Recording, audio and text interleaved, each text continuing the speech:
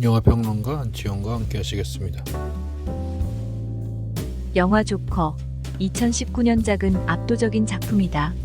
아무 생각 없이 봐도 재미있게 감상할 수 있는 영화이지만 뜯어보면 많은 사유가 담겼다. 분석할 게 너무 많은 게 인문학적 결함이란 농담이 가능하지 싶다. 영화를 보고 나오며 누구나 쉽게 느낄 수 있는 내용이어서 정신분석학이나 계급 갈등 관점의 분석이 많을 듯하다. 주인공 아서 플렉, 호아킨 피닉스의 정신적 불안정과 고통, 이어진 폭력을 중심으로 영화가 전개되고 아서의 내적 고통과 사회적 압력 사이의 충돌이 비중 있게 다뤄지기 때문일 것이다. 프로이트, 아서가 정신질환을 앓는 건 부인할 수 없는 사실이다. 정신질환과 유아유년기 학대 경험이 현재의 분열적 성격과 폭력 성향에 영향을 미친 것으로 그려진다. 그의 현재 행동에 과거의 트라우마가 작용했다고 보는 시각은 무난하다. 기억 흔적의 환기로 트라우마가 활성화하며 내적 갈등이 심화하고 억압된 감정이 분출하면서 원초적 불안이 폭발한다. 그렇게 파괴자가 된다. 아서의 자아 붕괴는 슈퍼에고와 에고, 이들 사이 균형의 붕괴에서 비롯한다. 다만 프로이트의 3자 모델에서 주요 대립이 어느 지점에서 일어났는지를 설명하기는 어렵고 무의미하다. 자아 붕괴라는 말이 틀렸을 수 있다.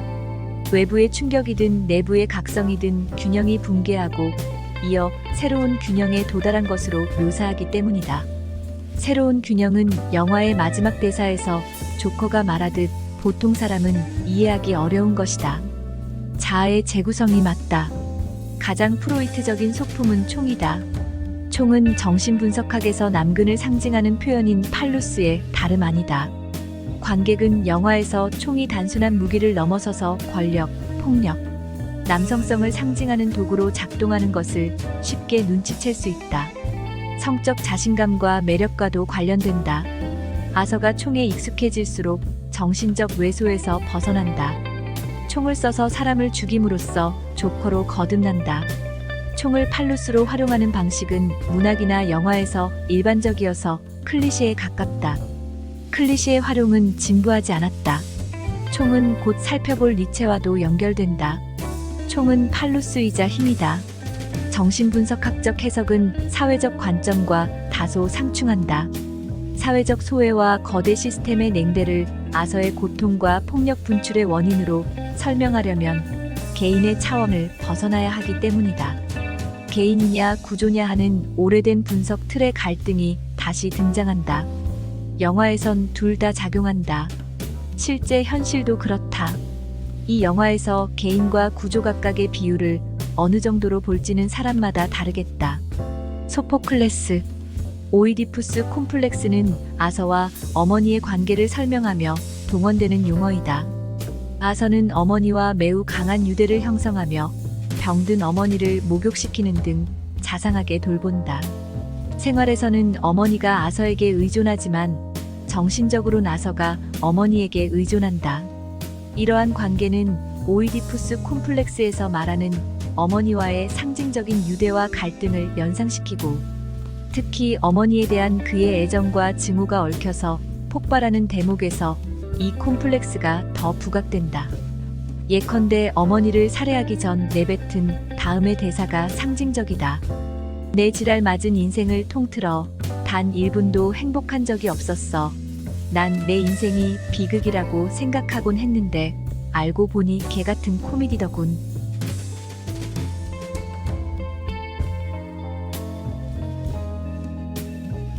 영화 조커에서 아서 플렉이 조커로 변신하는 중요한 계기가 어머니 살해라고 볼 수 있다. 또한 어머니는 상당 부분 슈퍼에고로 기능한다. 그러나 오이디푸스 콤플렉스의 핵심은 아무래도 부친 살해이다. 영화에서 실제 아버지인가와 무관하게 아서가 아버지라고 부른 사람은 2명이다. 아서는 유명한 코미디언 머레이 프랭클린, 로버트 드 니로를 직접 살해하며 영화의 대미를 장식하고 토머스 웨인, 브레트 컬렌의 죽음에는 간접적 영향을 미친다. 웨인의 회사 직원을 살해했으므로 뭉뚱그려 부친 살해의 양상으로 보아도 되겠다. 아서가 두 사람에게 원한 것은 인정이다. 자신이 존중할 만한 기성의 권위에 의한 인정. 그러나 인정투쟁이 실패하며 아서는 권위를 폭력적으로 전복하고 스스로 권위를 창조한다. 아서에서 조커로 변모하는 과정에 권위가 개입한다. 권위로부터 인정을 갈구하던 아서는 권위를 살해한 후 조커로서 권위를 획득한다. 확실히 아서는 부모를 모두 제거함으로써 조커로 부활할 수 있었다. 오이디푸스 콤플렉스와 다른 점은 아서가 이 모든 일을 자신의 의지로 행했다는 것. 그리스 신화 및 비극의 신탁과 운명이 현대 사회에서는 근대성의 억압으로 변용돼 표현된다고 할 때 아서는 근대성의 불가피성을 기꺼이 넘어선다. 그리스 비극에서 영웅은 자신의 통제 밖에 존재하는 운명에 의해 파멸한다. 그리스 신화나 비극의 주인공이 맞이하는 필연적인 파멸은 그리스 비극의 영웅 서사에서 기본값이다. 아서 또한 사회적 소외와 정신적 분열 속에서 운명의 혼란에 휩쓸려 극단적인 결말에 이르기에 그리스 영웅 서사와 유사성을 보인다는 해석이 가능하긴 하다. 그러나 아서는 오이디푸스 왕과는 다른 선택을 한다. 오이디푸스는 어머니이자 아내인 이오카스테가 자살한 것을 발견하고 그의 옷에서 브로치를 꺼내 자신의 두 눈을 찔러 실명한다. 반면 아서는 어머니를 살해하고 아버지로 상상한 인물 또한 살해한다. 어머니를 살해하기 전에 난 내 인생이 비극이라고 생각하곤 했는데 알고 보니 개같은 코미디더군. 이란 언명은 아서가 코미디언으로 조커로 각성함을 시사하는 대사이다. 그리하여 그리스 비극은 니체의 사유로 옮아간다. 이 대목에선 특히 니체의 운명에 아모르 파티를 떠올리게 된다. 조커는 아서에게 운명이다. 니체. 아서가 점점 더 혼돈과 광기 속으로 빠져드는 모습은 그리스 신화의 디오니소스를 연상시킨다. 디오니소스는 광기와 황홀경, 파괴와 창조를 동시에 상징하는 신이다. 아서가 자신의 광기를 문제가 아니라 특성으로 수용하면서 조커로 변모하는 결정적 계기를 맞는다. 마찬가지로 어머니를 죽이기 직전에 일어난 장면이다. 사회 규범을 무너뜨리고 폭력과 혼돈 속에서 자신의 정체성을 찾아가는 모습은 확실히 디오니소스적이다. 아폴론적 질서를 디오니소스적 파괴로 대체하는 영화의 전개에서 니체를 떠올리지 않을 수 없다. 니체가 말한 디오니소스적 열광이다.